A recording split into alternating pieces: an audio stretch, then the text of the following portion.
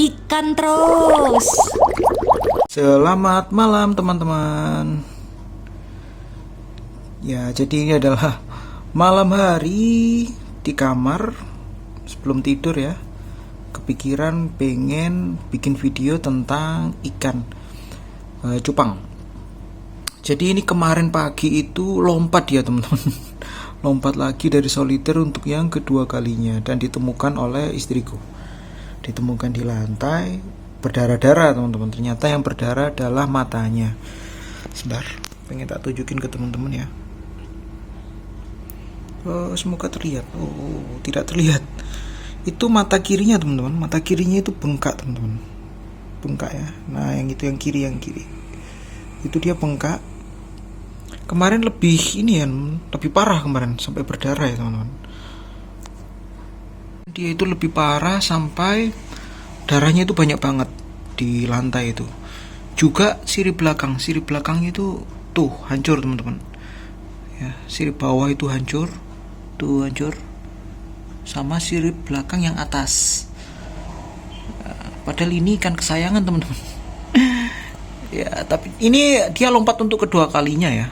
Dia lompat untuk kedua kalinya dan besar kemungkinan penyebabnya adalah karena kelaparan, besar kemungkinan. Mohon maaf ya teman-teman kalau suaranya pelan karena di belakang itu anakku lagi tidur.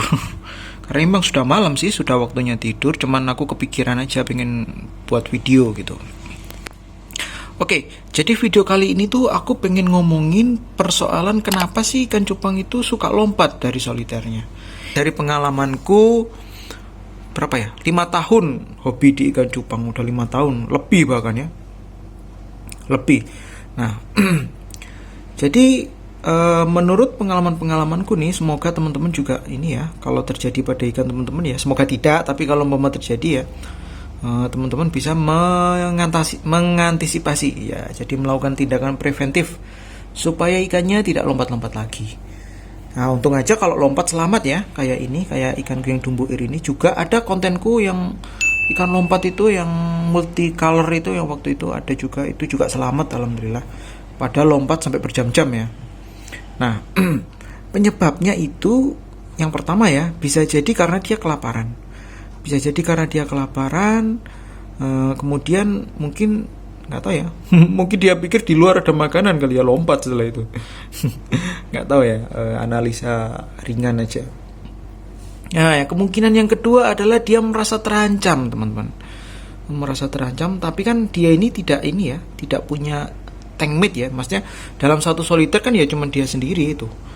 Jadi dia kalau merasa terancam, kalau yang untuk dumbuir ini ya sepertinya enggak. Nah, tapi dalam kasus kalau di soliter ini katakanlah ikan betina ya, betina kan biasanya dijadikan satu, itu kalau dia merasa terancam dia bisa lompat, memang benar gitu. Nah, kemudian yang ketiga, kemungkinan yang ketiga adalah cicak teman-teman. Kenapa cicak? Karena gini loh, yang multicolor yang ada kok, ini itu tak bikin konten juga, itu dia lompat. Dia itu soliternya itu sering dilewati cicak gitu loh di temboknya. Bukan di soliternya, tapi soliternya itu kan dekat tembok gitu. Nah, kemungkinan dia kaget teman-teman. Karena aku pernah ya teman-teman pengalaman ya, malam-malam kan, kalau malam itu kalau semua tidur ya, ruang tengah itu kan tak matikan. Ya, ruang yang dimana ada ikan itu tadi, ikan cupang itu. Nah, waktu kepengen ke kamar mandi kan, malam-malam kan, waktu nyalakan lampu, ikan-ikan kadang-kadang kaget. Dia kagetnya kayak panik gitu loh, berenangnya ngeblit gitu. Nah, besar kemungkinan dia kaget karena ada cicak, sehingga dia lompat dari soliternya. Itu yang ketiga, kemungkinan yang ketiga.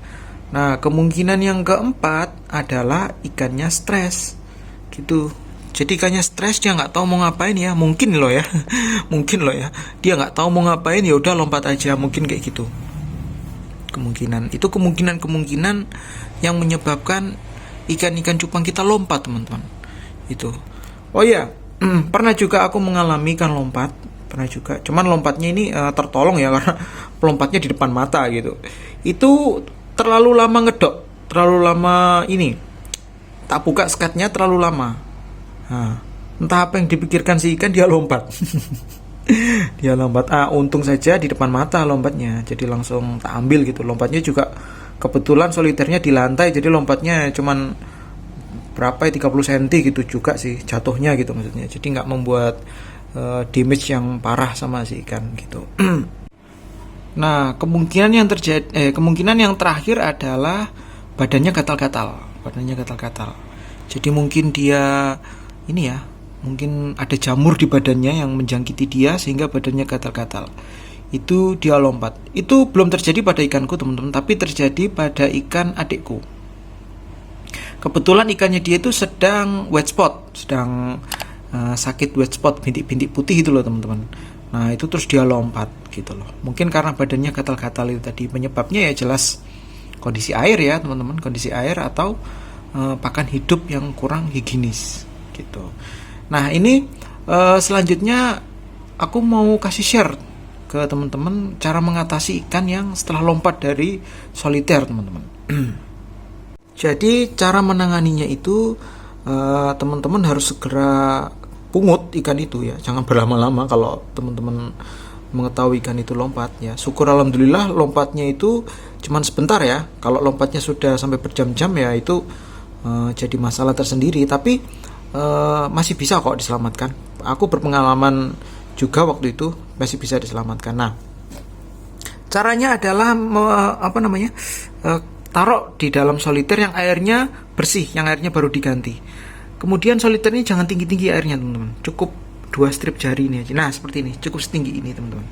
Alasannya adalah dia itu setelah melompat, teman-teman, biasanya shock gitu. Airnya jangan dikasih tinggi-tinggi supaya dia tidak ada tekanan air. Dia supaya mudah ngambil udara gitu loh. Supaya nggak perlu kayak gini kan, dia harus naik turun. Nah, untuk kasus ikan yang terlalu lama di luar, yang sudah lompat di darat terlalu lama, biasanya itu lendir-lendirnya mengering, tubuhnya mengering, sirip-siripnya pada kaku, bahkan dia tidak bisa menggerakkan sirip depannya ini, teman-teman. Nah, ini sehingga sangat membantu ketika teman-teman hanya memberikan air yang sedikit. Dia tidak perlu susah payah ke atas untuk mengambil udara. Kemudian campuran airnya adalah seperti biasa, garam ikan. Kemudian nah ini garam ikan, ya teman-teman. Kemudian obat biru, ketapang boleh, tidak diberi ketapang juga boleh. Kemudian sebisa mungkin teman-teman cari ini, teman-teman, agriflavin. Dia ini karena dia ini ada ini kayak sisik yang pecah dan rusak, sirip, terus ada luka, lecet. Nah, biasanya kalau lompat itu kan dia kalau nggak lecet ya luka-luka, teman-teman itu. Nah, kemudian kalau ini nggak wajib sih, cuman kalau bisa sih diadakan ya, teman-teman. Ini karena dia ini kan untuk tulang ya, teman-teman. Ya, siapa tahu tulangnya ada yang patah atau gimana kan, siapa tahu kan ya, kita tidak tahu. Kalau ini wajib garam ikan karena ini antibakteri. Dan membersihkan insang ya, membersihkan insang garam ikan itu dia, teman-teman, cara mengatasinya. Nah, setiap hari harus teman-teman ganti air setiap hari. Kemudian cari tempat yang tenang untuk menaruh ikan itu, cari yang tidak terlalu gaduh ya. Ikan mungkin tidak bisa mendengar suara manusia ya, tapi dia itu bisa merasakan getaran suara kalau diketuk-ketuk ini. Nah, dia itu bisa ngerasakan tuh kan, gerak kan. Dia tadi ngerespon. Nah, gitu teman-teman. Itu tips pertolongan pertama untuk ikan yang lompat. Sebenarnya aku pengen coba tunjukin kondisi matanya ikanku ini, teman-teman, yang bengkak itu, teman-teman. Cuman kok susah ya ngambil angle-nya. Dia nggak mau nunjukin matanya yang bengkak, teman-teman. Nah, itulah teman-teman yang kiri. Nah, ini. Tuh, ngeblur lagi. Tuh, matanya tuh membengkak. Tapi sekarang udah udah cerah ya. Kemarin tuh merah semua, teman-teman. Enggak susah ya ngambil angle-nya. Susah ngambil angle-nya, teman-teman. Tapi yang jelas tadi siripnya itu ya, ketangkap lah ya. Teman-teman bisa lihat lah ya, tuh kan tuh rusak. Yang bawah sama yang atas. Jadi ini ya, teman-teman, yang bisa aku share. Kali aja video ini bermanfaat untuk teman-teman kalau terjadi pada ikan teman-teman lompat maksudnya. Oke teman-teman, kalau teman-teman suka boleh like, jangan lupa subscribe dan tombol loncengnya. Sudah ngantuk banget teman-teman, mari kita tidur, bye bye.